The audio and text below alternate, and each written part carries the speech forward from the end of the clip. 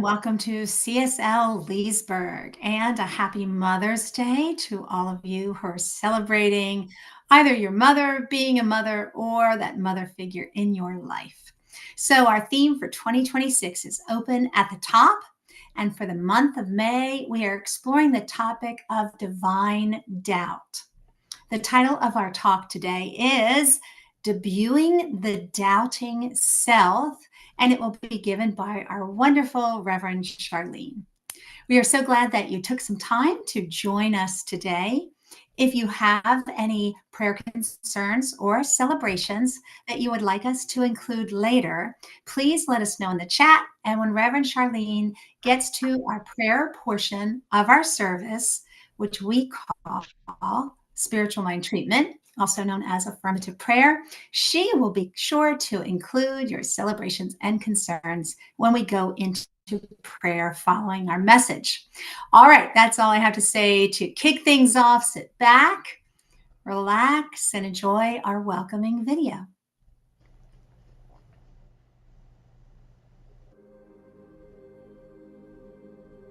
Please join us as we create our sacred space. We set our intentions of deepening into our awareness and practice of our 5 pillars of spiritual living by lighting this candle in our virtual world. Our first pillar is sacred study, represented by the divine quality of truth. We use this pillar to recognize the importance of an open mind and the power of our minds. The second pillar is affirmative prayer, represented by the divine quality power. This pillar honors the power of prayer in our daily lives. Our third pillar is meditation and the divine quality of peace. This pillar reminds us of the importance of meditation and the peace we feel when we quiet our minds. The fourth pillar is circulation and the divine quality of life. We know that the great law of circulation works in our lives. As we give, so shall we receive. And the fifth pillar is sacred service and the divine quality of love. This pillar affirms our call to be of service to our world as we see through the eyes of love. Let us close our eyes as we bless this sacred space and our time together. As we weave each of these pillars of spiritual living into our service today, may they deepen our own spiritual practices of study, prayer, meditation, circulation, and service, expanding our minds and our hearts to the 5 divine qualities of truth, power, peace, life, and love. We also bless everyone who made our service possible today and everyone in attendance. May the energy of love that is generated here bless everyone abundantly, and so it is. Okay, and now it is time for the meditation portion of our service.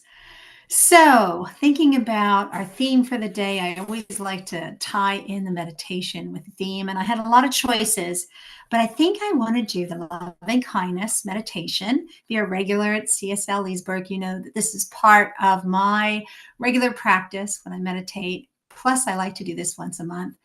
And I'm going to put a little tiny twist on it for recognizing the mothers and the mother figures in our lives. So, with all that being said as an introduction, let's go into our meditation. So, settle back into your chair. Relax your shoulders, your spine. Wiggle your toes. And join me in taking a deep breath in and hold and release. And let's do that one more time. Deep breath in and hold and release. All right, now that we're in the right place for meditation, let's begin the loving kindness meditation. And as you know, I'm going to say a phrase and then you'll repeat after me. The first one, we're going to focus on ourselves. We're going to give ourselves some loving kindness. Here we go. May I be filled with loving kindness. May I be filled with loving kindness. May I be well. May I be well. May I be peaceful and at ease. May I be peaceful and at ease. May I be happy. May I be happy. Now, I want you to think of someone. Don't think of that mother figure yet. That's the next round. But think of someone who maybe is struggling right now. Maybe who needs this message. Be a loved one, a very companion, a family member. It can even be somebody that, is not really falling into any of those categories. Just acquaintance. Someone that you don't know personally or barely know personally. Let's just send some loving kindness out to them. You ready? May you be filled with loving kindness. May you be filled with loving kindness. May you be well. May you be well. May you be peaceful and at ease. May you be peaceful and at ease. May you be happy. May you be happy. It feels so good, doesn't it? Sending that loving kindness out to somebody you know really needs it right now. Now, here's my little Mother's Day twist. So I want you to go into a place of deep gratitude. Collect in your mind all the mother figures that you've had in your life. Mom, your own mother, that neighbor, that aunt, that teacher, that coach, that minister. Who have been the mother figures in your life? Because we recognize the divine energy. We know it's so important. It guides us, directs us, heals us. Let's just hold all those lovely, lovely people in your heart right now. Let's send a message of gratitude and loving kindness out to them. May you be filled with loving kindness. May you be filled with loving kindness. May you be well wherever you are. May you be well. May you be peaceful and at ease. May you be peaceful and at ease, knowing that you meant something to someone along your journey. And may you be happy. May you be happy. And here's our last one. We're going to dig in and we're going to take that divine energy, that feminine energy that lives in all of us. It's the loving, the nurturing, all those little attributes that we normally think of when we think of mom, apple pie, and all that. And let's just send that out to the world. And you can send that out to a specific place or a specific group of people or a specific person. Someone who you know needs that mama that says, come here, honey, come here. I know you're struggling. I know you're hurting, but let me just hold you. Let me just give you some love. Here we go. May you be filled with loving kindness. May you be filled with loving kindness. May you be well. May you be well. May you be peaceful and at ease. May you be peaceful and at ease. May you be happy. May you be happy. All right. That felt so good to me. I hope it felt good to you too. Thank you for joining me in that meditation. Now, let's enjoy some music.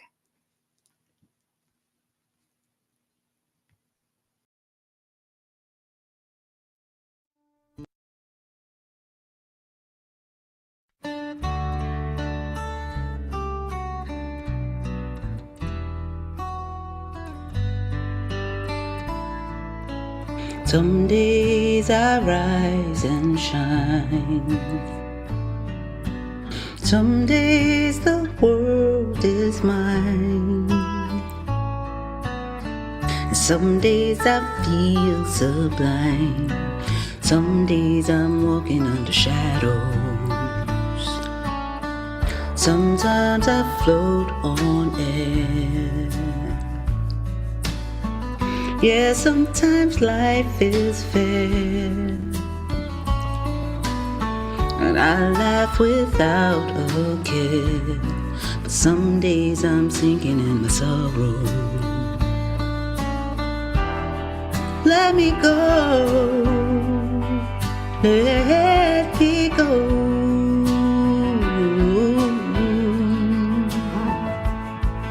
If I let this doubt and darkness show, will it let me go?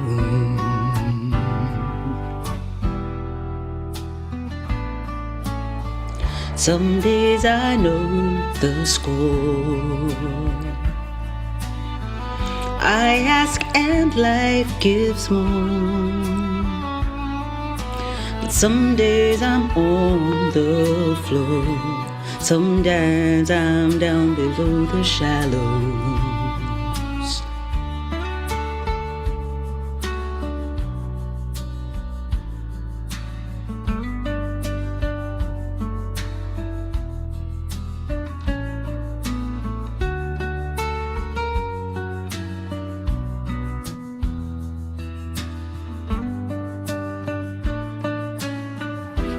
Let me go. Let me go.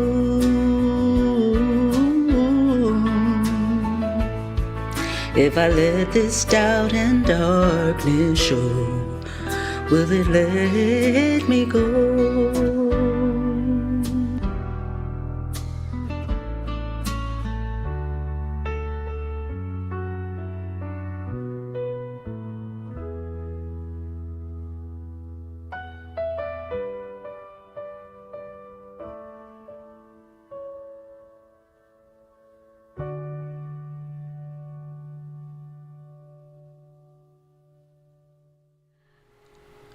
Wowie, that was pretty amazing. Will it let me go? Leah, you always outdo yourself. And good morning and happy Mother's Day. Thank you, Tamara, for the beautiful meditation.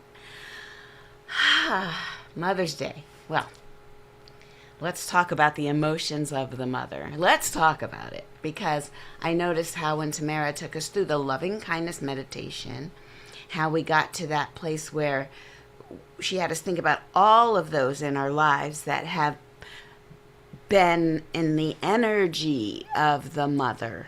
And so what is that energy? I think it was pretty clear when she was helping us. It was really the love. Love.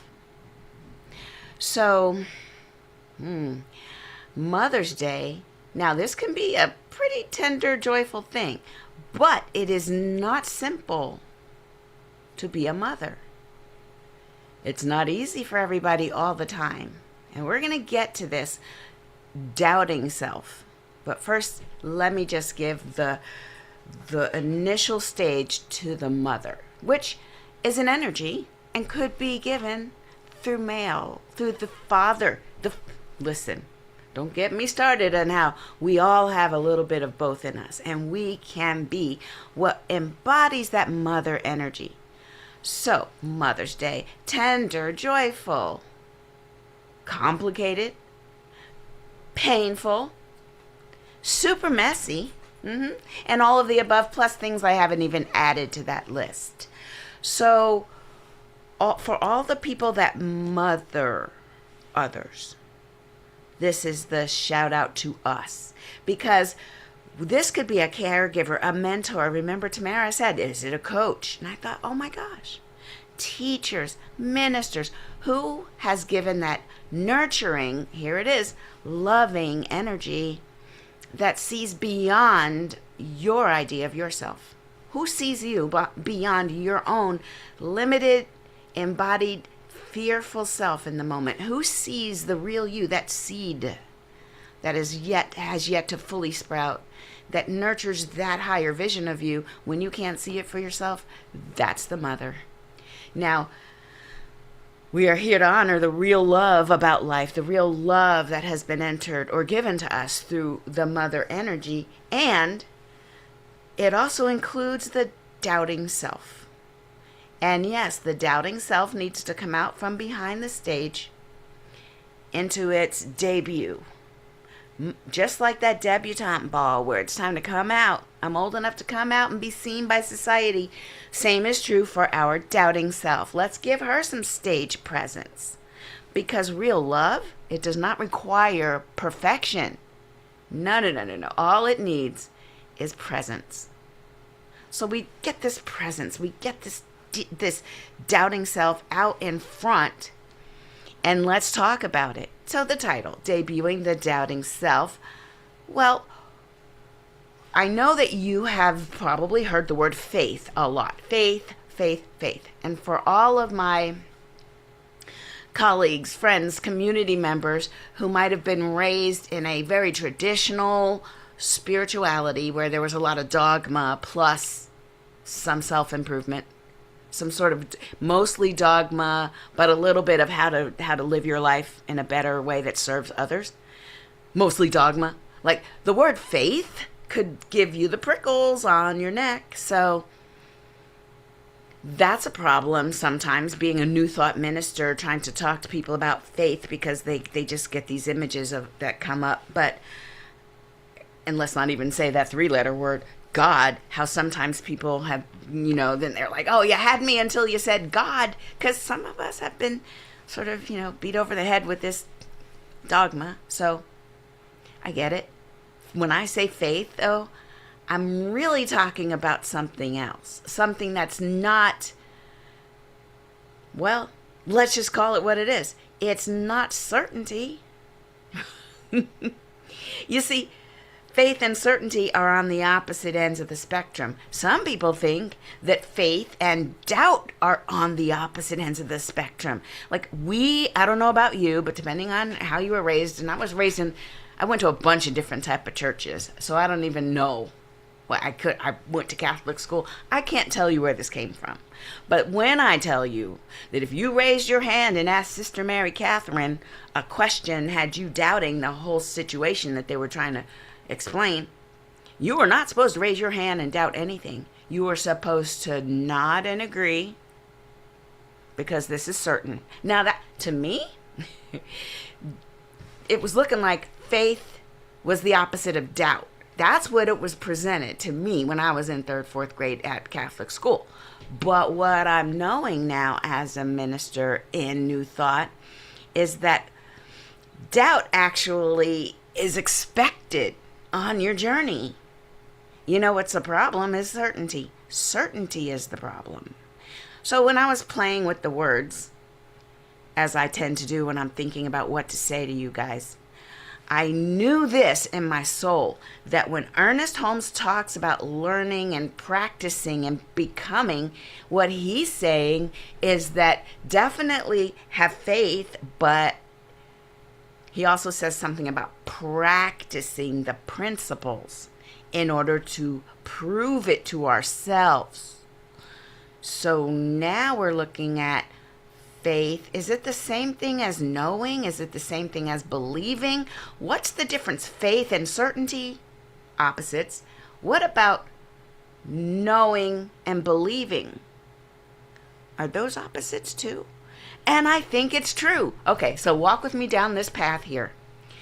If the opposite of faith is not doubt, it's certainty. If that's true, we just kind of walk that through. So then the opposite of knowing is actually believing. Knowing and believing. One of these things is mental. I believe this is true. I believe it. I believe it. But knowing it feels like it's embodied. So the difference between knowing and believing, it could be in practicing what you think you learned. Practice what you think you learned. Practice what you think you know. And then it'll become more of an embodied belief system, which to me is kind of like what faith is. So, and where does doubt fit into this? Well, I'm thinking, now follow me along here, faith and doubt, they work hand in hand. One of them says, I really have this belief system, this I'm learning, I'm becoming to know something, but I don't know it for sure. But I have some doubts. And then the doubts allow what you have faith in to breathe. It allows it to breathe because you're allowing questions. And I just, if I get lost in the logic because my brain is working overtime, then I just feel into it. And I'm like, what does it feel like when someone's certain that they're right and you're wrong? And no matter what you say, you could see their eyes just sort of go, mm-hmm. You can see they're waiting for you to finish talking. You are dealing with a person who is so certain they have no room for felt experience in the current moment. They're too busy trying to fit whatever you're placing in front of them into an existing certainty so they don't have to grow and they don't have to move and there doesn't have to be any room. And you'll find, as I mentioned a week ago, you'll find that a lot of wars are fought over people who are certain about something and will not be moved, will not be flexible. They'll not even doubt, what if I got part of this wrong? No doubt, then you're talking fragile, brittle, hard, encrusted belief systems that have now moved into dogma. And we talked about you'll probably need to be deprogrammed if you want to get out of it. So we need doubt. We need doubt to harness our faith so you could make sure that it's yours. You'll need the doubt. We don't need our certainty to slam the door on every new idea. That sounds like a closed mind. And even Ernest Holmes said, I have a tradition that is open at the top. If a new idea comes in or something is here to doubt, let's bring it forward. Let's go. So certainty would seek to control what faith allows doubt to help build, to help grow. So faith leaves room for your life to unfold, and certainty says, not today. If you think about it that way, then yeah, you're with me then. Now, let's discuss how this looks in practice, because another thing we teach every time we teach a course at CSL, it's all about the seed, the soil, and the plant. And so if we're talking about faith being the idea of, well, I'm going to go ahead and put this seed into a soil. In spiritual terms, I'm going to go ahead and think about what I want to bring about. I'm planting seeds for my life. And then faith says, I have faith in the whole process of life unfolding. I have an understanding of how these things work because I've tested it and I've seen it work in my life. So I shall plant this seed that has everything that it needs to be a rose bush. I'm going to go ahead and plant it in the soil. Faith plants it in the soil, pats it down and provides conditions, and patiently waits. Because the knowledge and the understanding and the belief, all of that, we have a sense of the world and how it works. We have faith that we don't have to stand over the plant and yell, hurry up and grow. What are you doing? Why aren't you a rose bush yet? We know that's ridiculous. We allow the process to unfold. We had a chance to choose. We have the idea. We plant it in the soil. We work on our consciousness to create an environment that such things can unfold. and then we allow it to unfold. Having faith that it is already happening. It is already on its way. That's how we use our faith. We don't use it to, well, let's not talk about what we don't want. Like, we use our faith in ways that support what we do want. So, faith is the access to the participation. Our faith is actually supporting that it's going to grow and be fine. And if I can bring us back to the mothering person in our lives, who also sees what we are meant to be. They see it before we see it. They're nurturing us even though they don't look like they are. And shout out to the tough love moms who decide, something tells me you're going to have to sit in that decision of yours. I could come save you, but then in the long run, I won't be saving you at all. The tough love mothering figure says, I see that this too is part of your growth process. And I hold the highest for you, and I know you've got this. I'll encourage you. I'll help you with your soil, pouring more water and giving you that nourishment. But I'm not about to reach into that soil and start nudging that plant along. I'm not going to do it. Holding the highest vision for your unfoldment without reaching in there and unfolding it herself. That is the highest gift that a mothering figure can offer. To know that we're on our way, we trust, we're happy. You've got this. I'm rooting for you.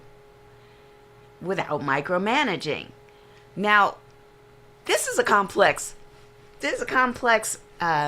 platform to ride on here. If you're hearing this, you're talking about a mothering figure who sees the small child or the person who's behaving like one, let's be honest, and holds the highest vision for that person in the moment.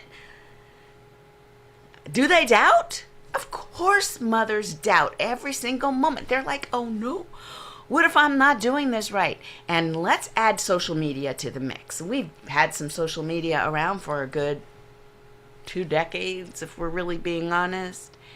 And we're looking at how everybody else seems to have everything together. And new mothers, or any sort of mother who actually has small children, we don't always feel like our Instagram reel makes us look.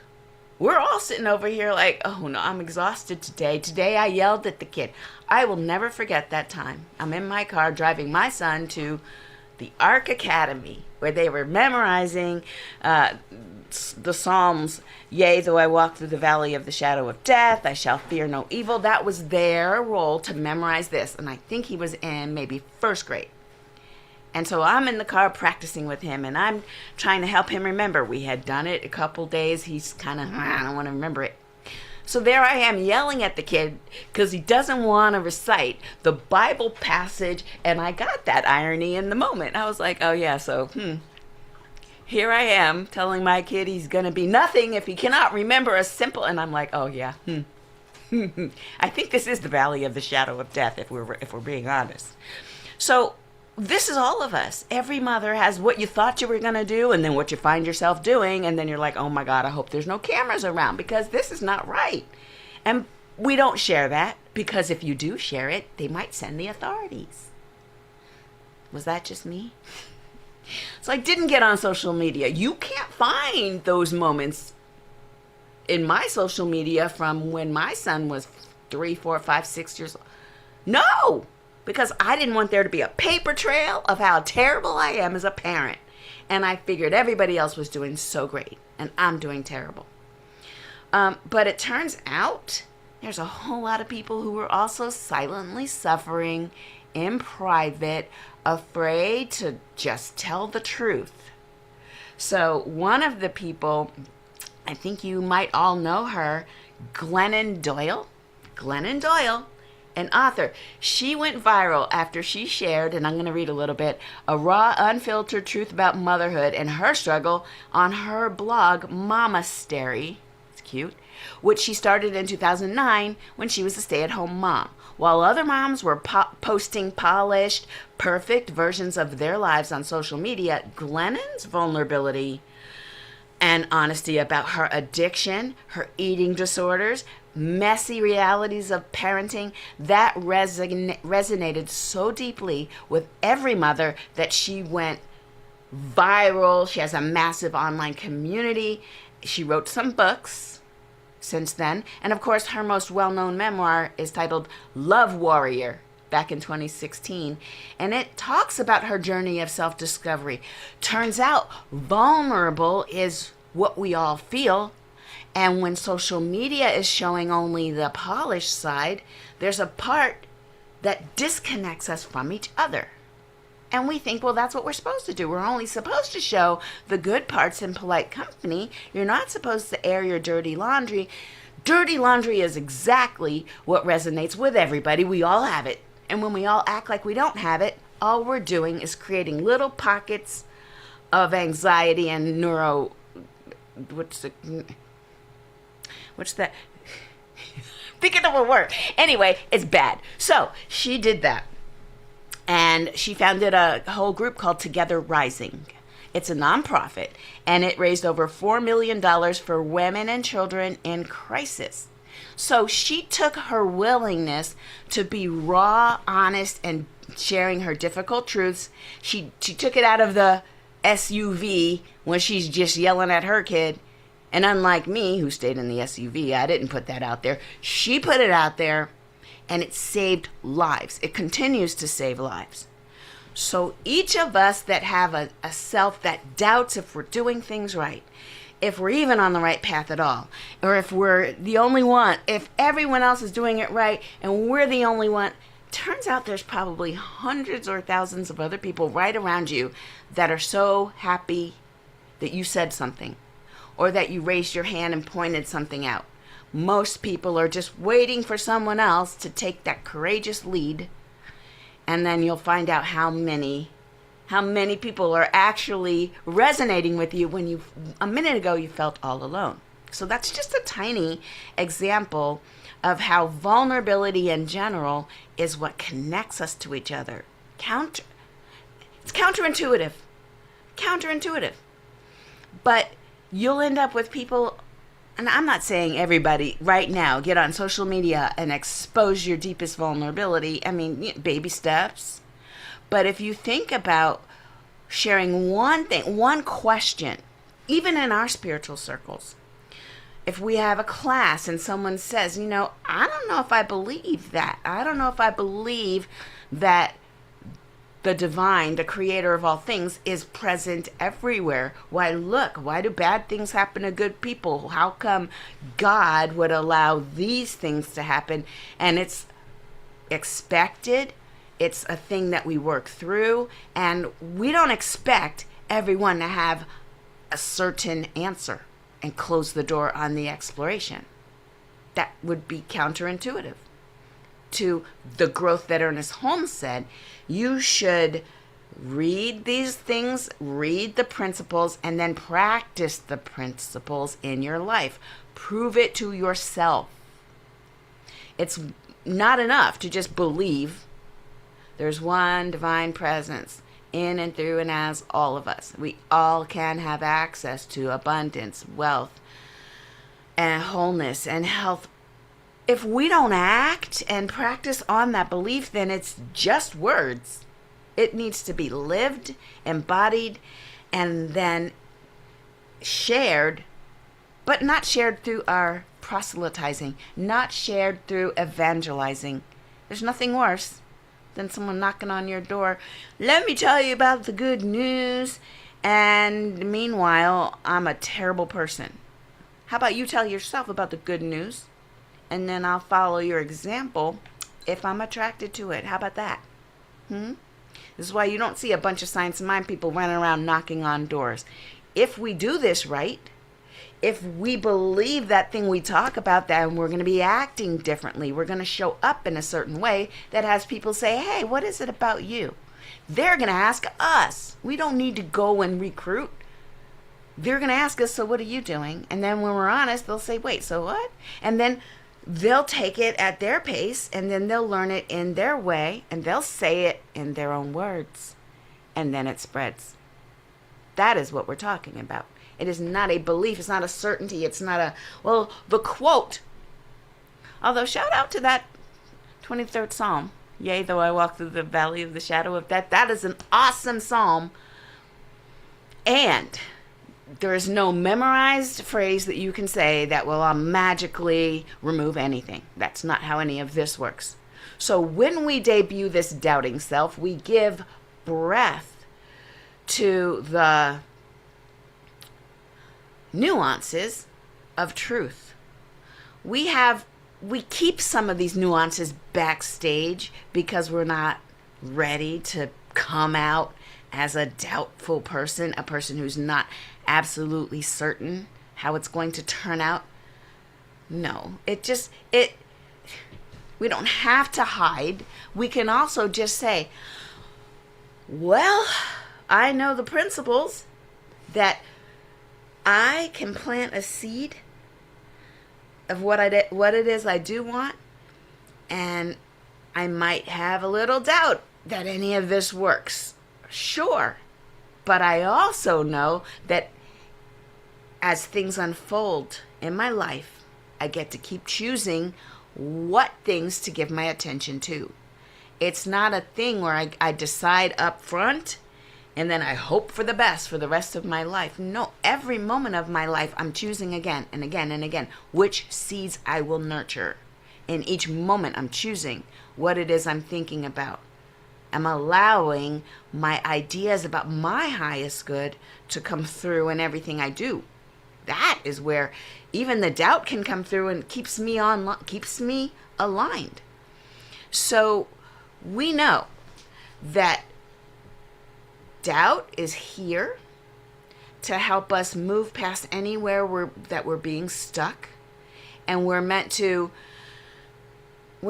enjoy the messy as well as the polished. And let's be honest, most of it's messy. And then to be able to laugh at ourselves and not take ourselves so seriously. We can question and still belong to the group. We can feel uncertain and still practice these higher truths. We can be imperfect and still let someone love us in our imperfection.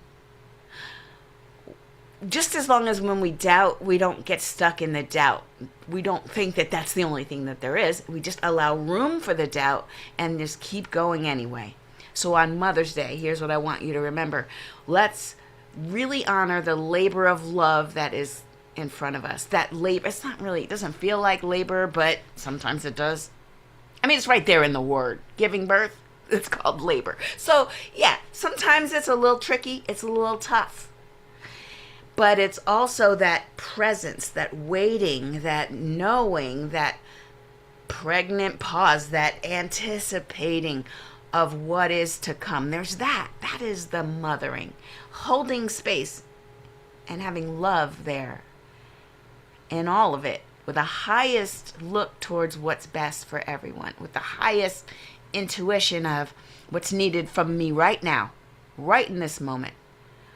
Always forgiving, always growing, always nurturing what it is we do want. And just letting everything else be. That is the mother. And it's in all of us. So let us allow it. Let us choose faith today as not so much the absence of doubt, but faith with a little bit of doubt sprinkled in, just to keep us present. All right, let's go into prayer. Let's see what we have. We have a celebration and a request for prayer. So let's go within and just know that there is one divine energy moving in and through and as all of us. This is truth with a capital T. And that the divine energy that created its creation is living and breathing as its creation. It did not plant a seed and dip out. No, the divine planted each and every one of us and breathes in and out as each and every one of us, including all things live and inanimate. That the whole universe is the outpicturing of the divine seeing itself from every particular angle. The cool part is there's so much more than what we can see. We are part of that wholeness, that oneness, that divine being that is us. We are part of something so much bigger. And I'm so grateful to point out that we are one with the divine. We don't have to go anywhere or beseech anybody. It is already right here, right now. All gifts are given. And it is simply being in gratitude of these gifts that we've already received that causes them to flourish even that much more quick and accurately. So I speak my word for the health, the wellness, the wholeness, and the healing of Rick. That even though in this moment it appears as if there is a body with bruises and maybe some pain, that the highest truth is that that beautiful body is putting itself back into alignment with wholeness, perfection, health, and well-being. That with every breath in and out, even the doctors and Renee and all of the caretakers are just breathing love and empowerment and wholeness into that body as it repairs itself. It knows what to do. It is already doing it. And so, Godspeed to all of the healthy sinews that are growing back and doing what they need to do to restore that body into the most amazing that it has ever been.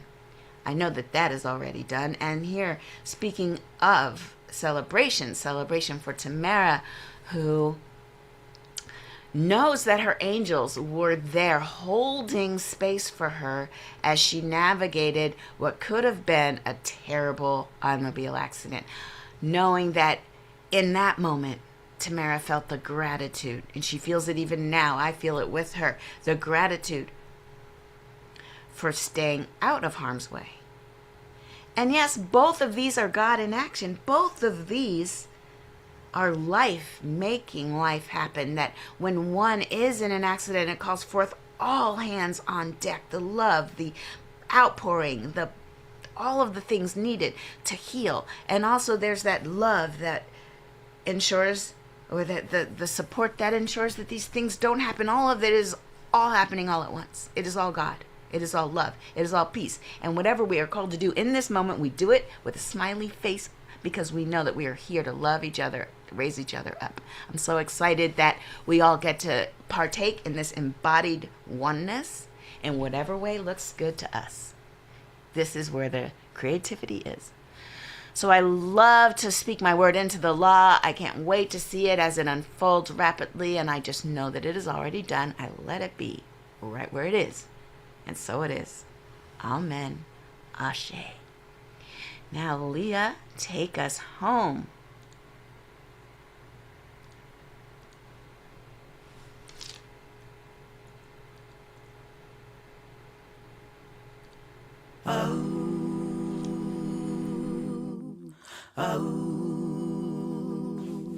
Paul and Silas bound in jail had no money for to make their bail. Keep your eyes on the prize.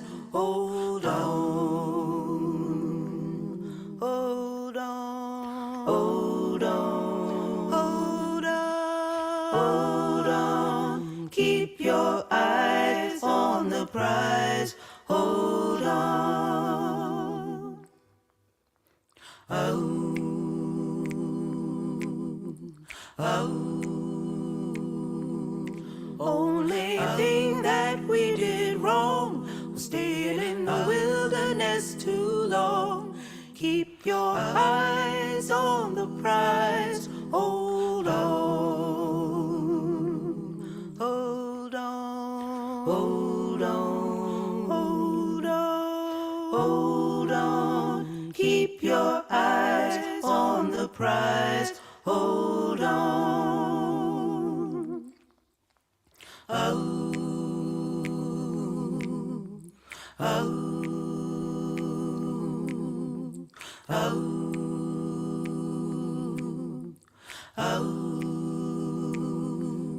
Only thing that we did right was when we began to move towards the light. Keep your eyes on the prize. Hold on. Hold on. Hold on. Hold on. Hold on. Keep your eyes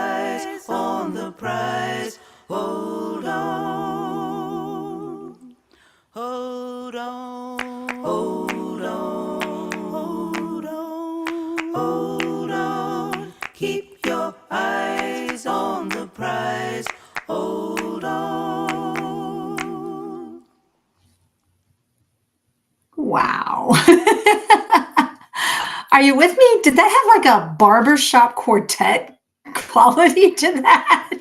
I can see Dan laughing. Wow, oh, wow, a quartet of Leahs. Oh my goodness. Wow. And thank you, Charlene, for that beautiful message today. And spiritual mind treatment, beautiful.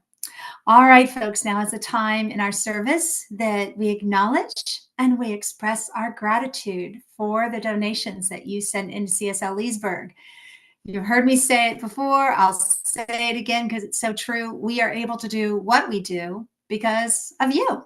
We can't do this without your support. We are one. So the services on Sunday, the workshops, the classes, everything that we do is because you make it happen. We are so grateful for your donations.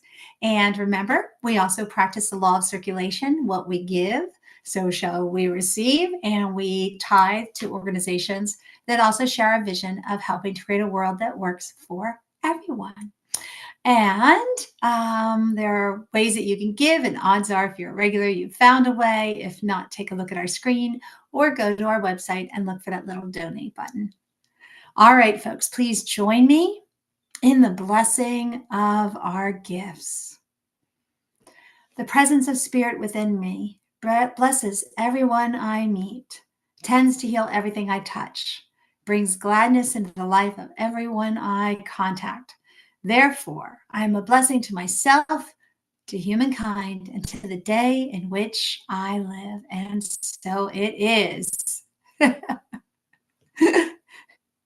Jules, I just saw your little thing in the chat. More like Honey on the Rocks harmony. Now I've got that song going through my head. All right, folks, if you can, please stay. We know that some of you might have plans after service today. If you do, go out, enjoy, have fun, celebrate Mother's Day. If you can hang out with us, stay with us a little bit. We do our pearls where we share what resonated with the music, the message, the meditation, share things that are happening in our lives. I know we have to catch up with Renee and get some details there. And I've got a story to share too. And I've also got a movie recommendation. So sometimes we do movie and book recommendations. This is what we do in our after service virtual coffee hour that we call Pearls. So if you can, please stay. And if not, we're going to send you off with our blessings. But first, please, let's all stand together and do this closing affirmation. Here we go. Repeat after me and unmute those mics because you know I need it. Do you see anybody else here? No, Nope. I need your voices. So here we go. I am love. I am love. All right, now think of somebody who needs this message. Send this out to someone. It could be somebody who's in the room with you, a furry companion, a friend, a family member, or we can just send this out because we know that we are all connected. Here we go. You ready? You are love. You are You are love. You are love. Isn't that the truth? Oh my goodness. And now for our love sprinkles. Put your hands up in the air. You ready? Yep. It's all love. love. It's all love. It's all love. love. It All is. It's love. love. We made our own little chorus. All right, folks, if you have to go, we understand. Enjoy your day. Have a fantastic week. And if you can stay, hang out with us. We'd love to chat with you a little longer. All right, that's it. Officially wrapping up our service for May 10th,